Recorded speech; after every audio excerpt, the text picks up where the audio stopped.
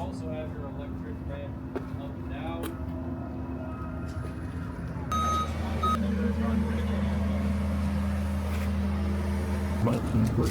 This is Austin, my son. I'm Scott. This mill here is about $30,000, and we make hobby mills that start out at about $2,500. Any other questions? Of course, your smaller mills are going to be all manual, so logs, your backstops, raising. Typically, you always see this in the first, couple inches of your cut because you're starting off slow, and that's what essentially is keeping that blade cool. And you're going to control your speed here on this dial, and you kind of want to find that sweet spot. Tooth? Yeah, the pitch of the tooth.